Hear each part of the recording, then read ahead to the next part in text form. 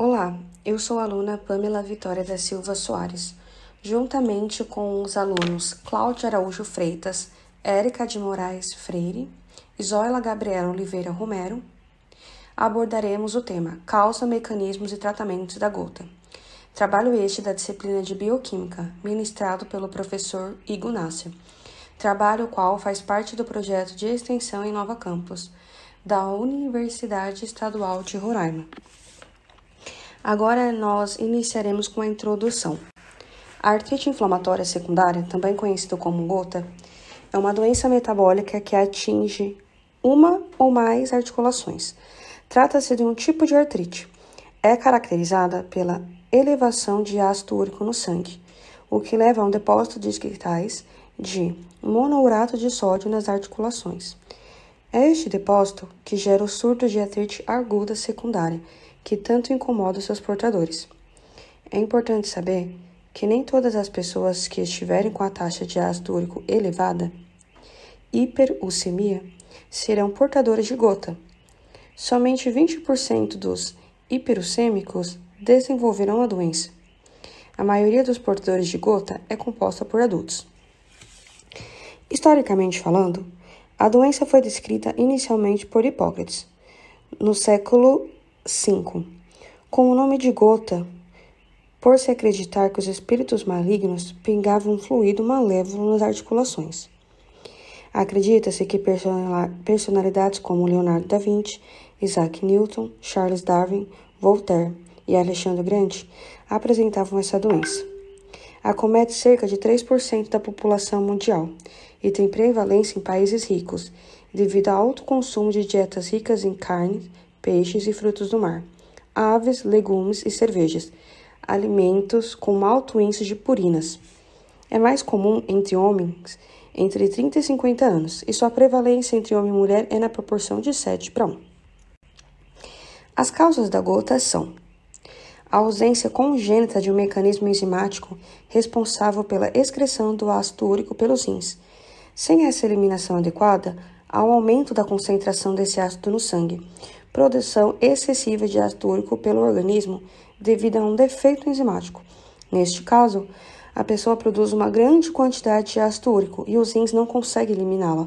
Alguns medicamentos, como os diuréticos e o ácido acetilsalicílico, podem levar à diminuição da excreção renal do ácido úrico.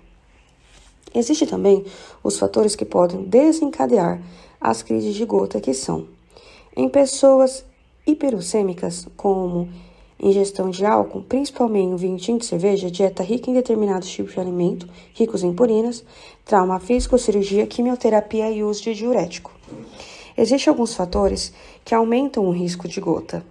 Níveis elevados de ácido úrico no sangue, beber muito álcool, principalmente a cerveja, dieta rica em purinas, como carne, pães, doces, miudezas, mariscos e frutose, pessoas que usam antidiuréticos, pessoas que têm diabetes tipo 2, pressão alta ou colesterol alto.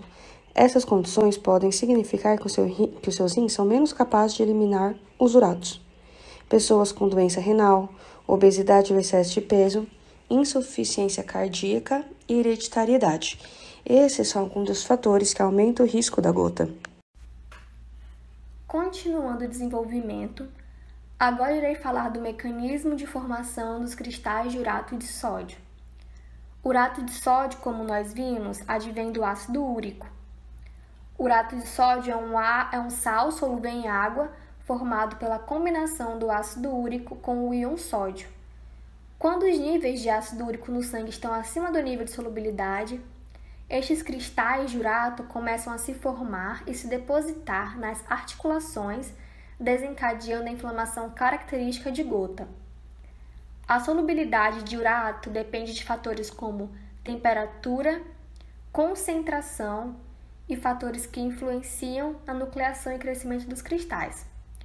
A quantidade de urato depende da ingesta, da síntese endógena e a taxa de excreção. 10% dos casos de gota podem resultar de superprodução da quantidade de urato, ao passo que 90% dos casos resultam de uma baixa excreção ou uma combinação dos dois. Em condições normais, o excesso de ácido úrico é balanceado pela excreção renal, que corresponde a cerca de 2/3 do total. A secreção pelo intestino delgado e sua consequente quebra pelas bactérias do intestino corresponde a 1/3 restante. Aqui nós temos um mecanismo de formação do ácido úrico, um esquema que explica esse mecanismo. E bom, nós sabemos que o ácido úrico ele é formado a partir da quebra, das moléculas de purinas, que ele é formado a partir do metabolismo das purinas.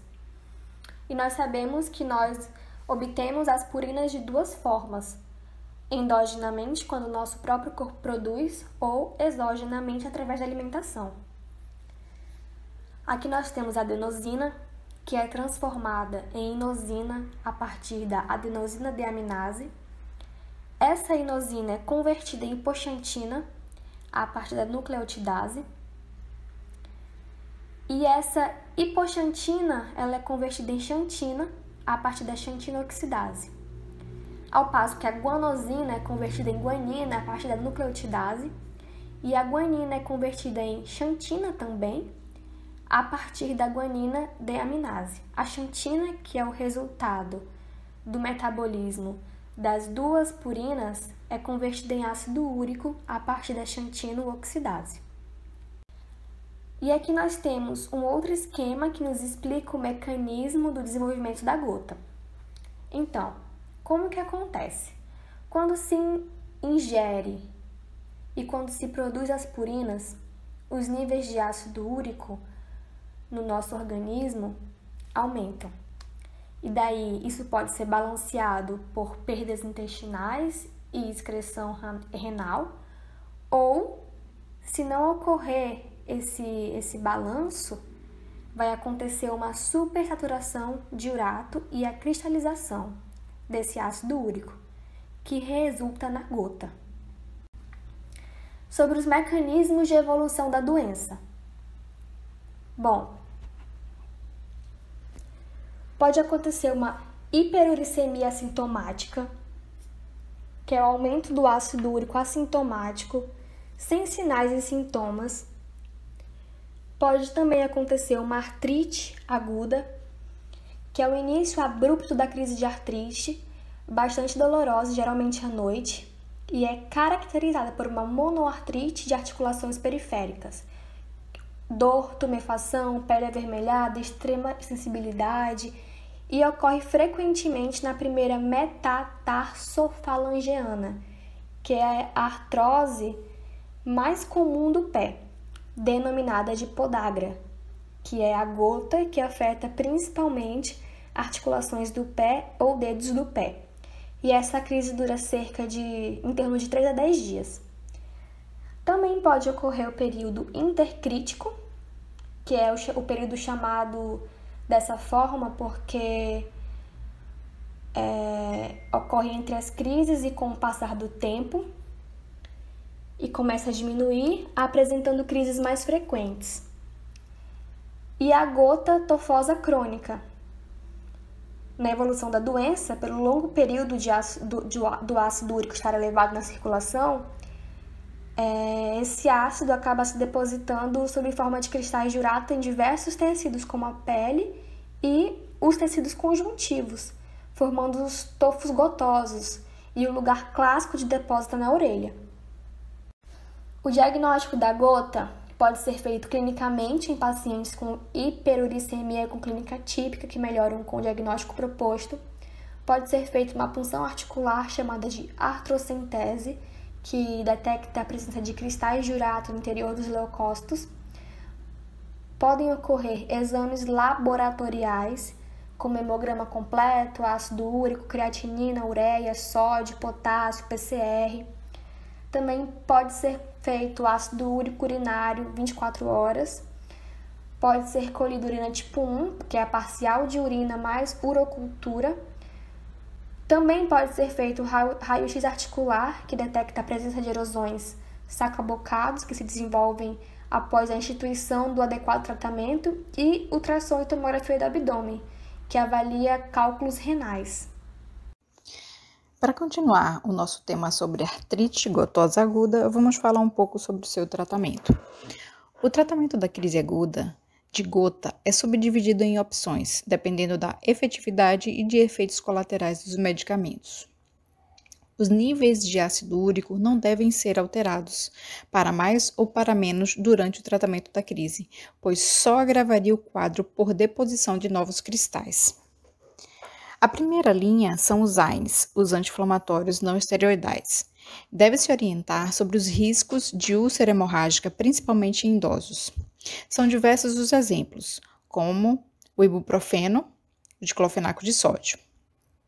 Observação: não usar o AS, porque ele varia o nível de urato, piorando o quadro.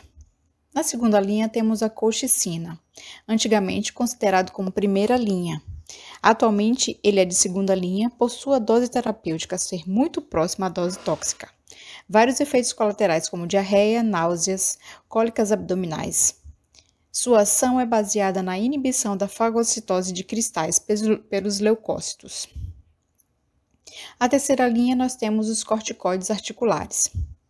Para monoartrites, por exemplo, a triamcinolona. Corticoides sistêmicos são a quarta linha, como a prednisona. Para o tratamento profilático, nós precisamos da redução do ácido úrico. Os pacientes com gota devem ser tratados durante os períodos entre as crises com a colchicina, para evitar novos episódios. A estratégia da prescrição da colchicina é muito boa, pois além de evitar novas crises, permite que diminuamos os níveis de ácido úrico sérico do paciente, sem que isso desencadeie novos episódios agudos. Após os níveis de ácido úrico se tornarem adequados, podemos retirar a colchicina aos poucos. Mas como diminuir o ácido úrico sérico? Existem duas estratégias: a redução na síntese ou estimular a excreção renal. Para a redução da síntese, a gente usa principalmente nos casos em que há cálculo renal por ácido úrico, rins comprometidos funcionalmente, ácido úrico urinário de 24 horas maior que 600 ou 800 mg dia, ou a ineficácia dos uricosúricos, excretores de ácido úrico. O medicamento de escolha é o halopurinol, que inibe a enzima xantina oxidase.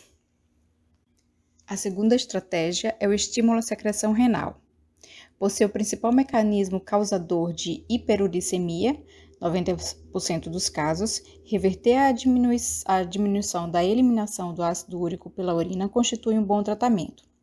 Deve-se, portanto, ser preferencialmente para pacientes com esse tipo de mecanismo subjacente. Deve-se evitar fazer em pacientes com antecedentes de nefrolitise, nefropatas e idosos. Quais são as opções? A benzbromoarona, a probenacida e a sulfimpirazona. Por aumentar a excreção do ácido úrico, pode existir a predisposição à formação de cálculos renais. Devido a esse fato, recomenda-se ingerir no mínimo 2,5 litros de água por dia e associar à droga escolhida um medicamento que alcaliniza a urina, como por exemplo o citrato de potássio. Importante salientar que os pacientes com hiperuricemia, porém assintomáticos, não devem ser tratados. Para considerações finais sobre gota, o tratamento deve ser iniciado o mais rápido possível, após o início do episódio inflamatório, para aliviar os sintomas e acelerar a recuperação. A terapia hipouricemiante deve ser iniciada logo após o controle da crise em pacientes que já fazem uso de medicações e manter a dose estável durante a crise. O tratamento profilático das crises deve ser mantido por 3 a 6 meses após o paciente atingir o alvo de uricemia pretendido e permanecer sem crises, ou até a absorção total de todos os tofos clinicamente identificáveis. Para o tratamento não farmacológico, ou a profilaxia para evitar índices de recorrências, temos a redução do peso para o peso ideal, mudança de hábitos dietéticos, preferir alimentos com baixo teor de purinas e de gorduras saturadas, evitar refrigerantes e bebidas ricas em sacarose e frutose e preferir fontes vegetais de proteínas, reduzir ou interromper o uso de bebidas alcoólicas, substituição ou eliminação de medicação ou alimentos que aumentem os níveis de ácido úrico ou diminuam a sua excreção. Também quanto à profilaxia, o manejo adequado de comorbidades comuns aos pacientes de gota, como, por exemplo, a hipertensão arterial, a doença renal crônica, as doenças cardiovasculares e as doenças da síndrome metabólica. A monitoração dos níveis urêmicos dos pacientes que fazem uso da aspirina. Outras observações importantes são: a losartana é um medicamento antihipertensivo que pertence à classe dos bloqueadores dos receptores da angiotensina 2.